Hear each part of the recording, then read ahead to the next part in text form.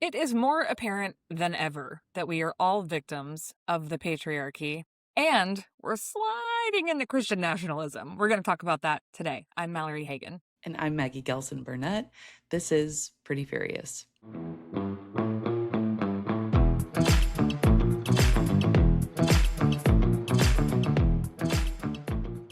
Hello, Maggie. How's it going, Mallory? Well, we're both as we both have been for months now. Our audience is probably like, these bitches gotta get it together. Get it together. I know you're not feeling well. Neither am I. So one of the fun things that happens when you get like a really bad ear infection, I don't know if you've noticed this, with your last one, is that it turns into like jaw pain, right? And my bite ends up being off. So that I got a little try, crooked smile. And it looks insane. So this entire episode, I was like, anytime that like Tia was talking, I was just like trying to hold my jaw. It doesn't look insane.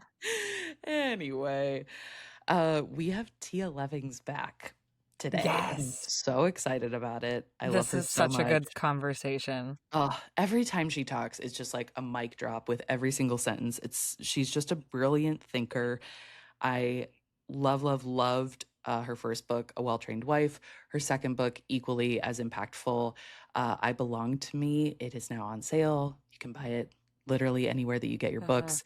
We just learned fun news about her next book coming out. Like, she's incredible. So yeah, super excited to have Tia back. Yeah, me too. You guys are going to love this episode.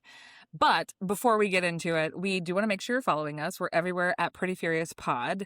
Make sure you're following the Siren as well. That's where our podcast is hosted. We love our friends over at the Siren, so make sure you're following them everywhere as well. And if you haven't yet left a review somewhere, anywhere, we would appreciate that. That would be nice. It better not be a bad one. And don't be a bitch, or we'll read it out loud so everybody can hear it. We will. Oh, man. All right. So no shortage of things that'll make you pretty furious this week. What do you got? It's been a fun one. My headline is from CNN. This is talking about, it says, Justice Department launches a criminal investigation into Trump accuser E. Jean Carroll. So the same Justice Department that is supposed to be working for the American people now is working for Donald Trump. He has launched an investigation into E. Jean Carroll, who he still owes, I believe, 80 million, give or take, too. Which shouldn't be difficult given the fact that he has made billions. Raped our government. Yeah. Like, so it shouldn't be an issue. So absolutely wild. It's crazy that we sit here and like the American people are, there's a good chunk of us who are not okay with this, obviously, but there's a good chunk of people who are totally fine with Trump taking the government and using it as his own kind of personal, his own personal like cabinet of people that he can rely on for different things, which is just, not fucking how that works. Don't know if you've ever taken a civics class, but not how government works. Government is literally meant to be for people. So, well, and like, not to get too in the weeds, but this is why voting matters even when you think it doesn't matter, because the people who appoint judges can ultimately appoint enough judges to get away with whatever they want to. Yeah. And that's precisely why we were all screaming from the rooftops that even if you didn't like Kamala's laugh, just fucking vote for her. And here we are. So if you're okay with your tax dollars being used to go after Trump's personal vendettas, then I'm so happy that you're happy, because that's what's happening. Yeah, it's absolutely wild. Yeah, I think all the time about what life would be like if Kamala Harris were president. But anyway, you might just be like enjoying sans your ear infections, enjoying your pregnancy, not super worried about the state of the world, at least for a moment. Exactly. All What about right. you? So, yeah, mine, well, what I'm about to share with you comes from Jessica Valenti, who we've talked about ad nauseum. If you're not following Jessica, you should be. She's like the one person across the entire country who reports exclusively on women's reproductive rights, specifically abortion. But if you haven't heard already, two North Carolina Republicans have introduced legislation that would codify fetal personhood from fertilization, punish abortion patients as murderers, and outlaw IVF and some forms of birth control. That's not all, though. No, this HB 1232 would also legalize deadly force in defense of a fertilized egg. And Tia talks a little bit about this in the episode, but yeah, this Cool. this this quote says, any person has the right to defend his or her own life or the life of another person, even by the use of deadly force if necessary, from willful destruction by another person. So essentially, when they talk about fertilization, I don't know if many people know this, but when an egg and a sperm come together, that is fertilization even before it is implanted into your uterine wall. So an IUD would be a woman using something to interfere with the fertilization process. Or, I mean, I guess technically not fertilization, but implantation. Implantation. Anyway, this piece of legislation is not likely, and I say that with like a giant asterisk because there's a lot of things I didn't think were likely. Yeah, right, right. It's not likely to pass, but I do think it's a sign of some more troubling times ahead, and that is concerning to me. Yeah. And as we well know at this point, they test these pieces of legislation in southern states, in red states first, because they know that that's where they have the most likelihood of success. So it's not it's not hyperbole to say that like legislation like this would pop up in another state very soon. Yeah. That's that, you know, we've already seen bills kind of akin to this that have popped up all over the place. So yeah, they usually test it first in the South and in red states. So it usually ends up showing us what is kind of on the horizon. Not for nothing either that the two men who introduced this bill look effectively like curdled fucking milk. So like I don't really know what else to say about But that. don't they Like always? they always Don't do. they always? But you know, so Oh, so we're going to talk about a lot of this stuff, a lot of this type of legislation and the fundamental beliefs behind why these types of legislation are being presented and what this means for all of us, but particularly for those of us who are women. We're going to be talking about that today with Tia, as we mentioned. So Tia Levings is a writer, a creator, and a content specialist who shines light on the abuses of Christian fundamentalism and offers contextual insight into the real horrors of religious trauma. Shameless plug, we have had her on the podcast before. If you haven't listened to that episode, go back and do so because that's all about her memoir, which is called A Well-Trained Wife, My Escape from Christian Patriarchy. And now she has a new book out that's more along the lines of like self-help plus memoir, I think we decided on, and it's called I Belong to Me. We are very thrilled to welcome Tia Levings back to the podcast today. Take a listen. Tia, welcome back. We are so excited to have you back on Pretty Furious. You brought a headline that has made you pretty furious this week once again. I did. I was gonna rant about the. Oh, well, can I cuss on your podcast? I can't remember. Yes, of Absolutely. course. Yes. All right, the As much fucking as you mess want. that is the White House lawn right now because I saw this side by side of before and after, and currently they're building that monstrosity that looks like a roller coaster, but it's the wrestling match. However, the rage got higher because it's closer to home. So I just saw this tweet. I think it's like a cross post from X from Dale Partridge, who's this big patriarchal pastor.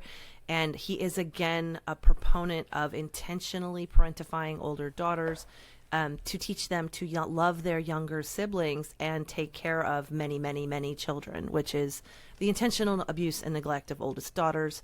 And I will scream from that hill my entire rest of my life. Like it is, it's an abuse and neglect by design. And it makes me way angrier than landscaping, although there's a lot to be mad about right now.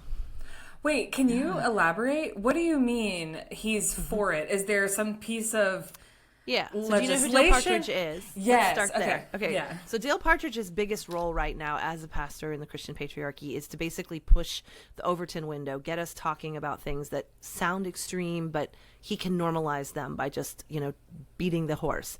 And he does this with repealing the 19th Amendment. That's his current biggest soapbox. And just normalizing what it would be like if women don't have the vote and if we switch to a head of household vote.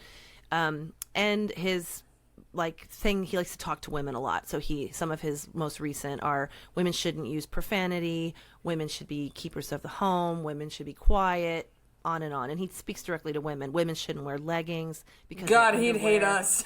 He would hate you. I was just going to say. You. I mean, check, you exist outside of his horrible universe. But of course, he's espousing everything that I'm from and that my work, lived through that extreme. So today's that I saw was this list of how to counteract feminist culture with what he calls biblical femininity.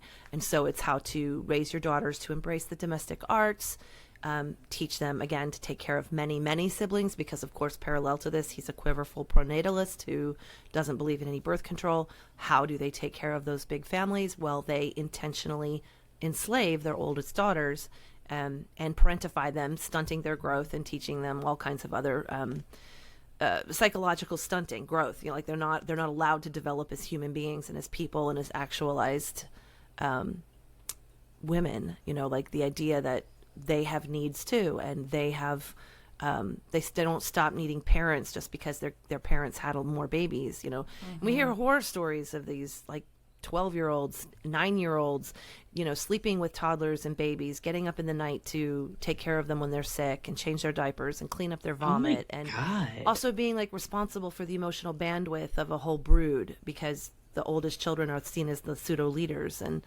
meanwhile, the parents keep popping out children. So, it happens in all kinds of different realms. It's not only extreme Christian patriarchy. We have a tech pronatalist movement right now. We have other sects of Christianity claiming this. And I always look at the eyes of the oldest daughters. That's where you can see the death in their eyes first, as they're exhausted. It's interesting that you bring that up, because it makes me think of, quite honestly, my own mother's upbringing. Very Gen X, very latchkey kids. Their parents not necessarily had a lot of kids. My mom is the oldest of 3, but she was left alone with them quite often and responsible for their well-being, even though she wasn't that much older than them. And I think about, there's probably a lot of folks in my mom's generation, or somewhere in between. My parents are only 18 years older than me, but there's probably a lot of folks that are like that, whether you're a Christian or not, that's just kind of how people did things for a while. And I think there's a lot of us in between these two generations, sort of unpacking what that means and allowing, especially oldest daughters, but young children to have their childhood and their adolescence without forcing them to grow up quickly. I don't know, that just made me think about my mom. She wasn't necessarily raised in a quote unquote Christian household in that way, but she was really responsible for way too much, way too young. And I think about how sad that is sometimes, that's taken from so many people, their childhood in that way. Yeah. Yep, and it has abuses on both sides of the spectrum, because when you put young children in the inadequate care of other children, who are not able to take care of them, that's when we start seeing the open secret of incest in these big homes, and sibling abuse and all kinds of other things that happen because there's no parent in the room. There's no adult. The parent isn't behaving like an adult. The parent is turning a child into a premature adult. And so we have a lot of trickle down and related adjacent stories that come from this singular practice that was pretty common culturally. When we had large families, we didn't have birth control. This was a thing, but we've had birth control for a long time now, and they combat it for their movement, but then they bring back everything that came with having an unregulated family size. Yeah. I want to kind of backtrack a little bit to before we get too in the weeds on the Christian nationalism, piece that was of just things. my headline, Maggie. Yeah, you can go anywhere. Exactly. So much more. I know. I'm like, but in our last interview that we did with you, you were in the thick of really telling your story to the world. You know, you wrote this beautiful book, A Well-Trained Wife, which is still one of my favorite books that I've read probably ever, if not for sure in the last 5-10 years. This new book really highlights what kind of came after the telling for you, sort of that healing process and what that looked like. What has shifted in you between the release of A Well-Trained Wife and I Belong to Me? That's a good question. No one asks that, because we're focused on the work all the time, you know. But Yeah. I also embody that work. So I had already lived both stories when I started talking about it. It was the process of healing that enabled me to tell my story so publicly, and especially the more embarrassing or eviscerating, transparent aspects of that story that I knew I needed to tell with honesty and integrity, but was still really hard. You know, there's content warnings for all the things in my book, and what I hoped was that readers would see the triumphant person on the other side. And that did happen, but then they had so many questions of, well, how did you get there? How did you go from that bathroom floor moment, that escapee place, to an articulated person who can tell this without re-traumatizing yourself? And that's actually a story a lot of us hunger for. We go through hell and then we're like, how do I put my life back? How do I not fall for these patterns again? How do I not, you know, become prey to a predator? For a long time, I Belong to Me had a subheading that was about avoiding another predator, because, you know, that's what we all want to know. Like, is there something wrong with me that I keep attracting these people to me? It's like that secret fear that we hold. So I was getting all these Well, questions. that's also, sorry to interrupt you, but that's also, I think it demonstrates a real inability to trust yourself. Maggie and I have talked about this. I struggle. Yeah. Like sometimes, you know, I hope and pray that I made a really good choice in my partner, but I would be lying if there's not a part of me sometimes that's like, did I make a good choice? Like, What did do I you do? do I trust? Right? What Not have I because done? not because of him, but, you know, just like that self doubt. That's what I'm getting at. Like, do I exactly. trust myself? Yeah. Exactly. And it's important you say that, because when I traced my story backwards of why I ended up where I was, because for a long time, A Well-Trained Wife opened with my marriage, and that wasn't good enough. People were like, why did you marry this person? And I had to trace it backwards. Well, why did I marry this person? That's where the light bulbs came, was in this really early formation where I was taught to not trust myself, only trust this external structure that they handed me and said, here's the framework for your life. And in the meantime, I'm dying to self. I'm decreasing so he can increase, you know, God, that's a scripture verse that we used a lot. And I didn't trust my intuition. I learned how to second guess and suppress my gut instincts, and trust a group that required belief in order to belong to it. And then they told you can't not have the group. You won't be safe if you don't have this group, you know?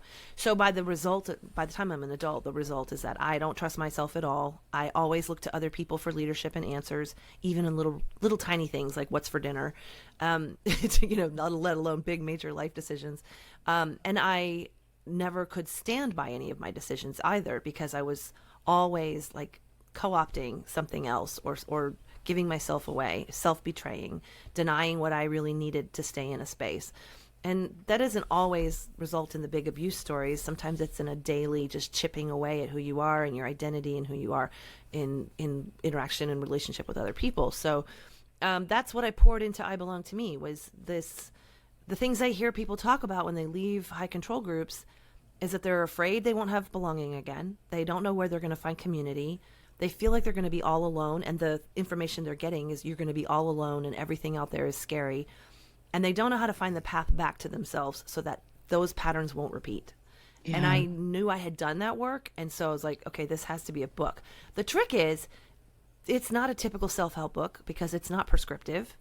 It's different in the field, and it's also a long, quiet, reflective read where I share a lot of my experiences, but I do it in a way that helps the reader mirror their own and relate to their own path, which is very tricky to write and even trickier to sell. So I would just say it's almost like a memoir self-help like combo, which is I mean, for someone like me, I'm like, I eat that shit up.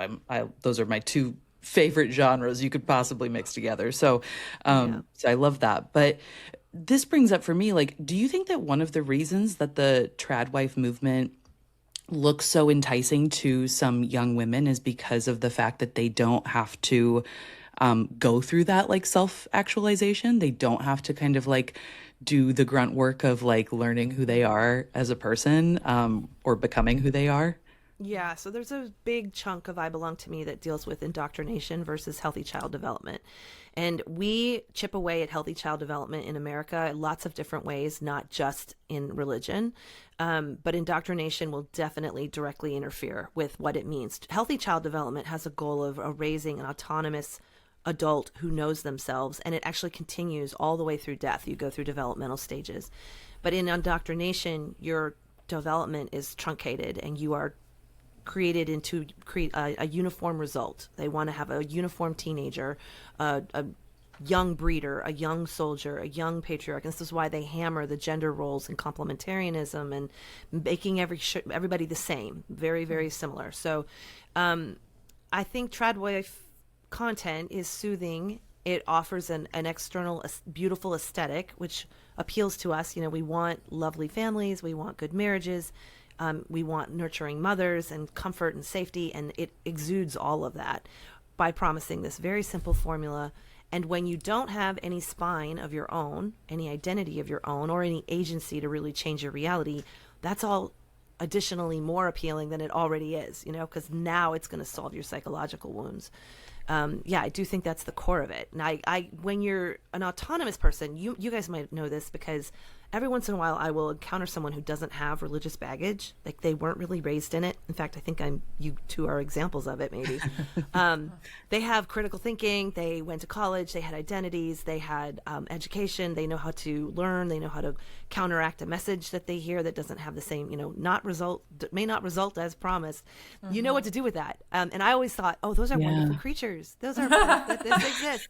But no, it is the difference is of being raised to be a healthy, autonomous person versus an indoctrinated uniform result. And so you are less impervious to the spell of Tradwifery because you know your own minds before you even encounter that in the algorithm. Yeah. I mean, I will say, I mean, you know, I certainly have a little bit of religious baggage, but I was born and raised Catholic. And so, you know, a very different kind of, you know, like upbringing Guilt. and yeah. Catholic And guilt. you know, I will say, like, the evangelical Christian, that world makes Catholicism look real good. Like they're doing a lot of heavy lifting for Catholics. Okay. Like, so yeah, it's definitely not on the level that, you know, people from the traditional kind of evangelical Christian backgrounds have. So yeah. Yeah. There is a nasty strain of trad Catholic, but they don't lead especially with Pope Leo, they don't lead the conversation Yeah, anymore. totally. Yeah. Totally. I find it interesting that you say that because I think a lot about the fact that I wasn't really raised in church, and because I wasn't, I always felt left out. Growing up in Alabama around Southern Baptist culture, everyone went to church on Wednesdays, on Sunday mornings, on Sunday nights, and because of that, they had this community that I revered. Like my parents were a generation younger than my peers' parents, and so I was already there was just a lot of things that made me feel like I was left out. And I feel so fortunate now that when I was younger in high school, I started going to church on my own. Like I went with friends and their families because I wanted to be a part of that community, and I wanted that like sameness that everyone else had, that security. And as a teenager, I was looking around and going, now wait a minute. Now hold on. So like last night, right. You guys were out getting high in the back of a truck and you were drunk. And this morning on Sunday, you and your family are here. Everyone's pretending like that didn't happen. And so I just remember about 14 or 15, I started being like, I don't know about this. This feels real hypocritical. Everybody here is hypocritical. Really crucial. So 13 and 14 is where our brains are really pushing back and we're differentiating. And if you have been raised to not suppress your voice and your wait a minute voice, at 8 and 9, you'll get to 13 or 14 and you'll be ready to go through a pretty significant differentiation phase. And I'm glad that you had that entire. It just did so much to protect you in that environment. Yeah. Well, and it's very interesting now because I have bonus kids, right? And so they're experiencing two different households. two different ideologies, two different paths to learning about religion, and it's been very interesting to watch those conversations develop, not led by me because that's not my place, but watch those conversations develop because they're coming, to say something, but they don't understand it, right? So then trying to say, okay, walk me through that. Where does that come from? And why do we think that way? And to hear a lot of I don't knows, or I have no concept. It's just really interesting to watch it in real time now that I am an adult, and thinking about how that impacts so many families and so many young people at their ages now are 8 and 10. So at 8 years old, learning some of these really deep and often like traumatic things from the Bible. The Bible should be X-rated. I mean, it's a violent book. It's a lot, right? It's a lot. And so I think about that a lot. And I have to be really honest, in this past year, I've thought about you a lot in the conversations that we've had, and just thinking about like teaching our young people to ask questions, and it's okay if you still believe after you've asked those questions, but you should ask the questions to start with. I think it's really interesting. So the Save America Act, we've talked about pronatalism a little bit. There's a return to work pressure for moms. I have felt that tremendously in the past 8 months. You've lived on the extreme, the private version of all of these really extremist policies that are now making their way into the forefront of our conversations, making their way into the mainstream. How do you translate the dangerous space that we're in right now for the people who didn't grow up in it? Yeah, this is like my main thing, right? Like I do this all the time, because the threads that you see scattered and peppered through your life of this news story and that news story can seem really unrelated, and they're actually core to the same ideology that has, different marketing channels to reach different audiences. Also, they have different methodology. So the goal is to have white landowning men in charge of America, white Christian evangelical men in charge of America. How they actually accomplish that is going to be a kind of a combination of social change and cultural mores to legislation. They can't legislate everything. But when we see something like the SAVE Act that has different, they say it has different goals. It's about, voter ID or, whatever they want to do. They're not talking about disenfranchising women, married women, but that's the nut result of it. And they know that. It's what they're doing. That's, it's the same thing with when they take away when they overturned Roe v. Wade. They're not saying we want more women to die. Of course, they're saying we're just not going to give you any health care. It's the result is the same, and it's towards the same goal, but it's all these different pieces that come together. So what I do is I flip it and I say, if you want to know what their end goal is, look at the way they live at home. The way they live in their homes is what their view is for the country, because they scale it up. So when I say they, I'm meaning the extreme Christian patriarchs behind the Heritage Foundation, Project 2025, and most of these legislative pushes. Yesterday, I heard about the one in North Carolina where the guy put the bill up that it's lawful to kill anyone who causes or interferes with an abortion. So you can kill a woman just for because she wanted an abortion. You can kill the abortion doctor, and you basically have a murder for free card. And that's what the bill is. And why would they want that? Because they're trying to really eliminate any it's life at personhood at conception. Right. So when you have personhood, well, actually in his case it's fertilization, it's even worse. So the IUD around your neck, would be justification. Oh, don't worry, I wore it on for purpose. Murder. I'm so glad, but they hate women. They hate women being in the public sector. How can they get women out of the public sector? Like, you have to unpack it backwards. So you take away her education, you take away her right to work, you take away her childcare so that she can't work, you take away her contraception so she stays pregnant. You brainwash the daughters and the next generation to foreclose on their future prematurely. So it's all part of this one bigger picture. Then they'll back it with legislation where they have to. So it's why we feel like we're in hell right now, why it feels like there's constant chipping away from women's rights and women's autonomy, and and it's they're throwing everything at the wall to see what sticks and where they can find traction. And if they don't win, they just double on to another one. I think we actually talked about this in our first conversation. We might have. But where my brain is going, I just keep going back there because I simply cannot understand why. Like, if they want white men to own the land and rule the country, women are the workforce. We are the labor. We are the people who birth their sons if they want them. Like, I just can't understand, like, to what end. And I Maggie and I have had like existential conversations about this. I'm like, to what end? That you just got a bunch of white dudes walking around being like, I own all this, but no one's having fun. No one enjoys their lives. I mean, at the core of that is fragility. It's very strange. I know it is ironic, but Dale Partridge, who I was speaking about earlier, he has another tweet that he posted about mass deporting everyone who's Muslim, everyone who's Hindu.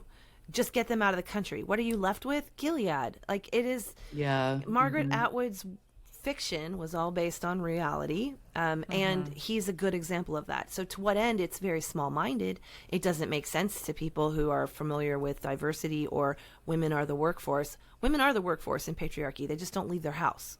You know, you just don't leave your house. And right now, here's an example of the way the women pay. So women are only brought to any kind of prominence in Christian patriarchy in order to bring along other women. So when Trump became president, there were several women hired in prominent places. And first to go. And first to go. And fired. That's the thing. They are the scapegoats. They are the ones who are cut. The men are not held accountable. There is not an Epstein man who's been prosecuted, but Ghislaine was. It's the same model, and that's not necessarily Christian patriarchy influence, but it is definitely misogyny. And they have found a common goal in one another. These different factions of male-dominated, male supremacy, manosphere, they have found ways to parallel and pony up on one another, the same way that different kinds of Christians did on the far right under the issue of single-issue voting for abortion. So they are friends until they need to split, and then they start their infighting. So I know it seems bonkers, because it is bonkers, because why would we go backwards? But that's what it was like in 1850, and that's what they want again, because they feel less threatened. They feel like they have power and control, and they really can't handle, they don't have the psychological bandwidth for the plurality that we have today. It stresses them out to see blue hair. They can't stand to see leggings. An articulated woman terrifies them. So rather than do their work to come up to her level, they would rather silence her. Yeah. Wow. I'm constantly mind blown by these types of conversations, because, as Mallory said, we've had this conversation at length numerous times. And yeah, I'm constantly like, don't you think it would be easier to just try to get up to her, like to just get up to her level, versus trying to do all this work, like all this dismantling, all this. Yeah, I'm like, well, I think here's where some of our culpability is. I think this is a good point. We spent a couple generations really empowering girls and women. We had legislation, we had acts, we had sports, we had all these things that really helped advance the female cause. We did not pour that same time and attention into helping boys and men know how to exist with stronger women. And so they really are incapacitated at a multi-generational level. Dad can't help son, can't help grandpa, because none of them know what to do with a smart woman. They're like, what do we do? We're scared of that. And then they throw out their one-liners like, "How do you define a woman?" Or they get going on tangential. But the thing is that if you think about one of the pieces of "I Belong to Me," you talk a lot about your grandmother and your mom, and like I think a lot about that. Like, women have never been dumb. Women have always been intelligent. We joke that I'm sure you've seen the memes and the whatever that basically says, like, men as leaders, they can't lead themselves to the laundry room. What do you mean? Right. And I say that there are people, both men and women, who are wonderful leaders and terrible ones. And that I just think it's such an interesting thing to contemplate, us owning the responsibility of teaching men how to exist in a world with smart women, when women have been smart all along. Women have been smart all along. And I do feel as a mom of 3 boys, very acutely aware of like the messaging they're getting, the fact that I work from home. So are they getting subconscious messaging that like I should be at home, a woman should be at home, you know, so does their mom. Like there's a lot of things that are just like swirling around in my brain at all times. But the thing that is most important to me is that that everyone understands that women do a lot of work. They have been smart all along. Right. So I think that's patriarchy can't continue without women. This is the thing. Like women have their own wounds and their own reasons why they lean on male power structures, fawn to male abusers, take men back, don't hold men accountable. Pam Bondi is a really great example of this, you know, as if we want an extreme, you know, caricature almost level type person who enables a bad man. And this is why my focus is on doing your work, because I think when we all do our individual work and we're all paying attention to the things that have not turned out the way that we thought they would, and where we feel fragile, where we need strengthening and bolstering, if we're doing our work, we'll participate in the collective work, and we'll improve together as a society. Clearly, there are deep psychological wounds in both genders, and we don't know how to relate to one another and cooperate, and so we're seeing a lot of that just come to light. I'm a little bit grateful for this moment. It's a complex feeling because it's horrific in so many ways, but also it's all on the table now. Like we really can't pretend we're not an extremely racist culture anymore. It's out in the open. You know, we can't control we can't deny how sexist we are. It's in the open. There's something to be said for getting it out there so we can deal with it. Yeah. There's kind of this like very real tension between this concept that like women should be free to choose to be at home, this domestic lifestyle, this trad wife lifestyle, and this movement is being used to dismantle women's rights. Yeah. How are you able to hold both of those? Because I feel like my brain is not able to, I like can't compute with the two of those things existing. It's tough, as it often is holding plural truths. It is tough. The trad wife movement and stay-at-home moms are not the same thing. And I like to emphasize that because there's nothing wrong with staying home with your kids. You know, it's a privilege and an honor. And I'm grateful for those years that I got to be with my young kids and spend so much time with them for the first 10 years. It was huge. It's also not something everyone can do. So when you're an engaged citizen and you're looking at a movement and what it's trying to do and accomplish, you can't ignore the trad wife agenda underneath it and the way that it disenfranchises women who can't stay home, the way that it props up a system that eliminates choice, and the way that it locks women in so that they can't change their mind tomorrow if they wanted to. Many stay-at-home moms hit the wall and they're like, I gotta get out. I gotta start growing. I need some things for myself. And the trad wife movement through Christian patriarchy would eliminate that agency, would take it away entirely. So she's then trapped. And that's my biggest concern with it, is that it's so gentle and slow that in it narrowing, you turn around, you realize you can't get back out. That's how you know that you're not just a stay-at-home mom anymore. You weren't just making a career choice or a childcare choice. Supporting those choices for all women means that you're talking about in an entirely different framework. You can bake your bread and get an education. They don't have to be mutually exclusive. So why do I hold space for both? Because I can. I have high capacity that way. But I also encourage people to widen their capacity and learn how to hold both and plural truths at one time, and also understand the agenda underneath something. Yeah. Mallory's been making her own baby food at home. So you hear that, Mallory? Yeah. Look at me. Yeah. I did it, and then I turned the camera around to my glass of wine, and I was like, am I doing this right? No, I think it's so important. And what's most important to me is when you do have the understanding of both of those things. Stay-at-home mom as a career choice or a financial choice, a childcare choice versus trad wife.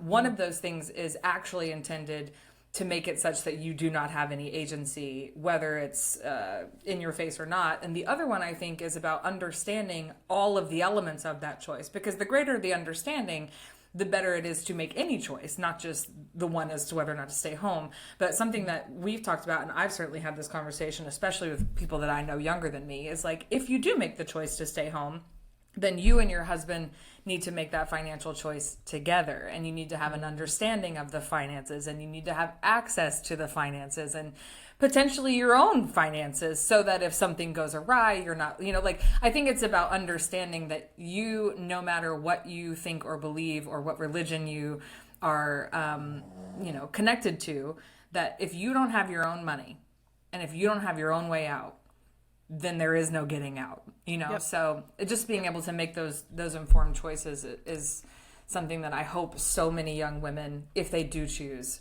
will be doing it in a way that's smart, and with that understanding that there are a lot of forces.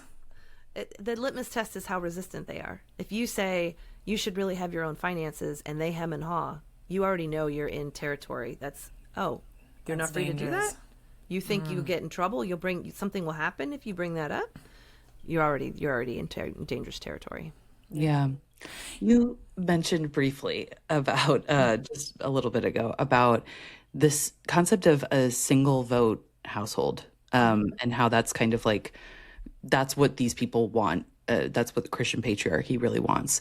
And Pete Hegseth, I'm pretty sure that he like endorses, if not attends, a church that believes that women's suffrage is a bad idea. Yep. And you've lived inside that belief system. Yep. So what do you want people who don't live inside that belief system, or who never have, to understand and take away about this moment in time, about what we are telling people about a woman's right to vote? Yeah. So to just confirm that Pete Hegseth does attend Doug Wilson's church, and that is the same CREC that I was excommunicated from, that is directly related to my story. And I was not allowed to vote in that marriage, and it was under the teaching of head of household voting. When people say, what do you mean you weren't allowed? I mean, I would have been spanked if I tried to vote differently than my husband. At the time, we needed the popular vote, and so women were allowed to go to the polls as long as they voted in kind with their husband. And so what I want outsiders to understand is the way they sell this, and Alex Clark and Pete Hegseth, and this is getting a lot of buzz online. They will make it seem so rational, and that you are actually empowering your marriage by voting in agreement with your spouse, that it just makes more sense if your husband is the spokesperson for your family. They'll say that. They'll also say that, if you vote differently than your husband and you have different politics and different beliefs than your husband, your marriage is threatened, that there's something wrong with it, that's a red flag for divorce that's coming. They'll attribute that to sin, destruction, ruining your family, lots of prophecies of doom. And so they cajole you. Very great. This is why I said the Overton window. They're normalizing this conversation that something's wrong with you, actually, if you want to exercise your American citizenship, your right as a separate, autonomous human being. A healthy marriage is not threatened by a different vote. And if it is threatened by it, you're not in a healthy marriage. That you already have top-down power dynamic struggles happening. You already have loss of identity in your marriage, if that's the case. But they will make it seem like you're actually improving your relationship if you just submit in advance. So you've probably heard the phrase, don't obey in advance. This is what this is. This is women choosing themselves to not vote because either they don't agree with their husband and they don't want to create a problem, or they want to take that to God and repent of their sin for disobeying or disagreeing with their husband, or they just see the messiness of politics and have come to agree that it's just easier if the women step out. Yeah. You don't need a law at that point. You've got women opting out. God, it's just it's so crazy to think, to give up so many of your rights, not just that one. I'm really curious. I was thinking about this as I was getting ready this morning.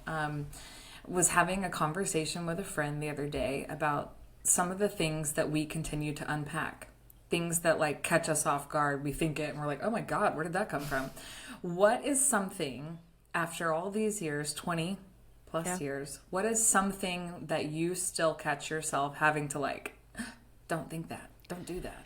I just made a reel about this a few minutes ago, actually. Did you? Just this morning. This childhood story came to me yesterday, and I was like, how are you still unpacking this? But it was this little idea of where I got the idea that God is white. So the way racism embeds itself, and you're just naturally intuitively racist. I was a little kid in Sunday school, so I'm talking like 4 years old, and I blurted out, "Is God Chinese?" And the whole class laughed at me, and we were singing, Jesus loves the little children, all the children of the world, red and yellow, black and white, they are precious in his sight. And so I was like, wait a minute, God could look like any of us. Is God Chinese? And so they laughed at me, and my teacher was like, no, no, no, honey. No, God's not Chinese. And white Jesus was on the wall. And Jesus, the message, the underlying embedded message that we all took away there, it was that Jesus loves the little children, but he looks like us. We're better than you because he looks like us. And we were also, in missions. This was probably Vacation Bible School where I got this. And, we're in missions where we got white saviorism going on. And we get this like really subtle supremacy happening of, yeah, he loves you, but he looks like me. And the way that manifests in adulthood is still showing up in conversations. I'm 50, I'll be 52 next month. And I'm still like, I understand white Jesus. I know that white Jesus is used to support white supremacy. Like, I thought I had that all broken down and deconstructed. And I'm like, yeah, but little you thought God looked like he was Chinese, and little you was made fun of for that. And you're still like toiling with like, what does God look like? What is the image of God? What does it mean to be made in the image of God? If you're from different cultures in the world, and what is the impact? Also, why is God a man? God is a why woman. exactly? Yeah. I use female pronouns for God, so I really thought I had this worked out, and little me still has some remnants. It's crazy that for you comes forward in the conversation around race and identity, because to me, growing up in Alabama, that's certainly where so much of my where did that come from? I was in Alabama when this happened because I just got back from visiting my family. I saw was that in you were Montgomery, in and I was like, that's why we were talking about race in the church. So, I saw you were here.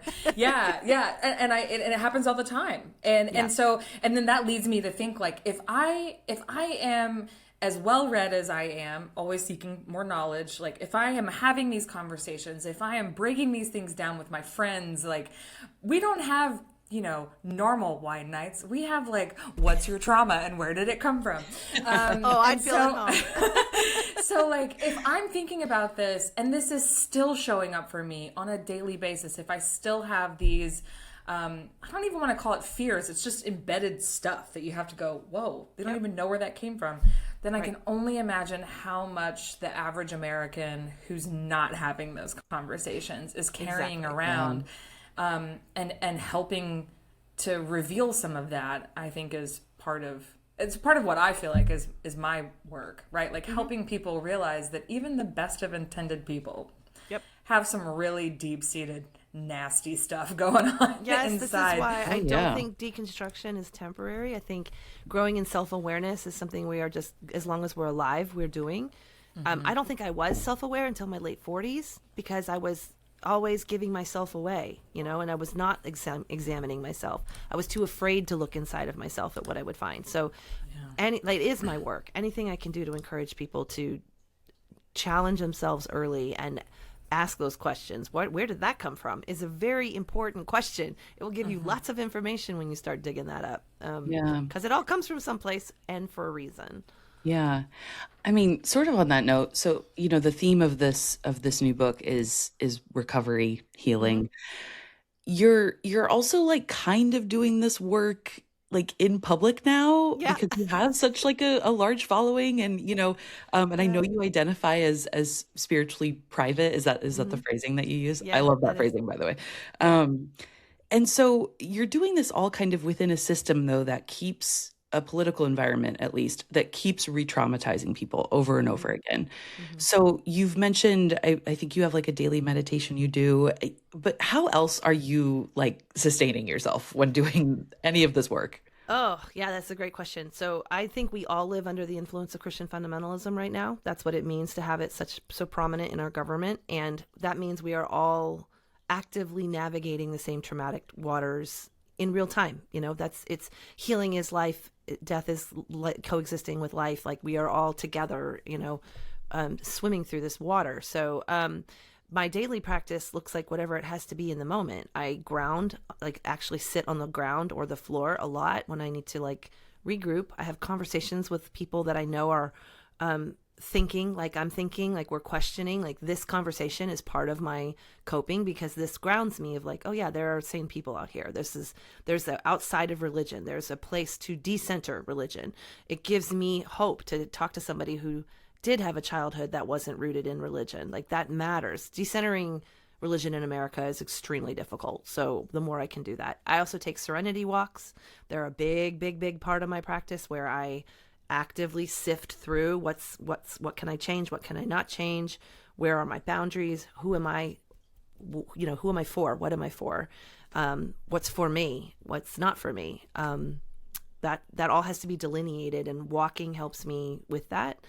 It also moves cortisol through your nervous system, so there's something with that like whole walking holistic approach that's so important. I take intentional times away. I unplug. I get a lot of gratification from taking my painful story and turning it into something good. So sometimes what might be re-traumatizing to someone else, I'm getting gratification from, because I get to finally say something about it versus suffer in silence through it. It's a complete reframe for me. And I'd like to empower other people to know what's going on so that this just doesn't get repeated. I feel like ethical regressions are optional. At this point, we don't have to go back to 1850. We actually have everything we need not to live like 1850 again. And I'm like, what can I do to help that? That's where I want to put my energy. Yeah, I love that. We are so thankful that you are putting energy there. This book is so insightful and helpful, even if you're not deconstructing. Like there are tidbits that I've taken that I'm like, heck yeah, okay. So, so just want to encourage everybody to check it out. And if you didn't see our first episode, if you didn't read the first book, now's a really good time. Summertime is a great time. Your beach read, your car listen, whatever you've got. Tia, thank you so much for joining us again on Pretty Furious. You are so welcome. Wonderful to see you. Really quick, I'm so sorry. I do have one more question. Oh, do you? Yes. And I Sam person can I have been, yes, Sam, if you want to put this back, that's fine. I do have one more question. So I'm curious your thoughts on this from somebody who comes from the background that you do.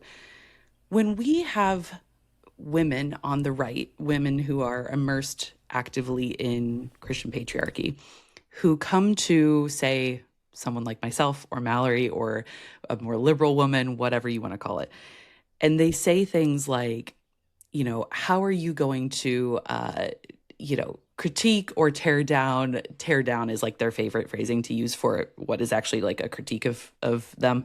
How are you going to do that to another woman? What's your thought on like the kind of, I guess, broader concept of like this critiquing other women theory? You can't be a true feminist if you critique women who are in... Like they think that it's not a part of feminism to critique another woman. And so I'm curious to know your thoughts on that. So I gently find a way to emphasize that they have identified with their beliefs. They don't know who they are apart from that belief. And so when I attack that belief or I deconstruct that belief, they feel personally attacked because they don't know who they are apart from that. I am here for women, clearly. I am here for everyone who suffers in patriarchy, which is everyone. Men, women, and children all suffer in patriarchy. And I'm careful not to be misandrist as well as not misogynist. I'm not just attacking, the hatred of women. We can't turn it and make all men, I hate using all men, and it just came out of my mouth. So I'm like, what? Don't say that. But I hate that argument. But I do try to be very balanced, because actually the damage is pretty balanced. It's spread pretty equal opportunity. But I talk about selfhood and self-belonging and self-autonomy, because when you know who you are apart from a belief, you're able to think about it more objectively. And so if I'm speaking directly with somebody who is in that position, they really don't know who they are apart from it, and they're feeling really threatened, I stick instead to either common shared beliefs or shared expressions, like they're exhausted. We can usually relate to one another at how exhausting it is, or what masking is like, or childhood wounds. Like we can find common territory there. And I also like it when they repeat back to me what their belief is, because sometimes if they can hear themselves say it out loud. I did this with creation and evolution the other day with a young earth creationist. Just getting them to say it back out loud Oh, you don't want to talk to science, that you don't want to interact with science that might challenge your belief. And they had to say, yeah, I don't want to go to that school because they might challenge my belief. The gap in the silence was meant, oh, the weight of it. Your faith is so fragile that you can't let it Challenge be it. challenged. Yeah. They hear themselves, and that is ultimately what is necessary, is they need to have their own breakthroughs and hear themselves and understand why this isn't working, and then find out who they are apart from and before and without it. That's why the central question of I belong to me is, do you know who you were before they told you who you had to be? Because you were someone before all of those exterior beliefs were put on you. Yeah, totally. I love that answer. And you are so much more patient and kind than I am. It takes all kinds. Maggie, it takes all ruthless. kinds. And I do want to just note before we wrap that I loved that you put a little nod to Charles Bukowski in the opening page of your book, because one of my favorite quotes of all time is from Charles Bukowski. And you're like, I also find him problematic. Yes, and I'm like, he is. yes, me as well. Yeah. So I loved that. That was amazing. Thank you. Well, thank you so much, Tia, for being here. Yes, if you have not read Tia's second book, I Belong to Me, please go find it, purchase it. It's a beautiful work, just like your first book. We can't wait for the next one and for the next interview after the next book. Book 3 is due on the editor's desk February of 2027. So Wait, really? This is so exciting. yeah, really. I sold it a few months ago. So Every time we interview you, you tell us that you have another book coming out. that will be It's the case. best. That will be the case. Girls here in it to win it. That will be Amazing. here. Yeah. Well, love it. that. I can't wait. Amazing. Yeah. Thanks so much for being here. You're welcome.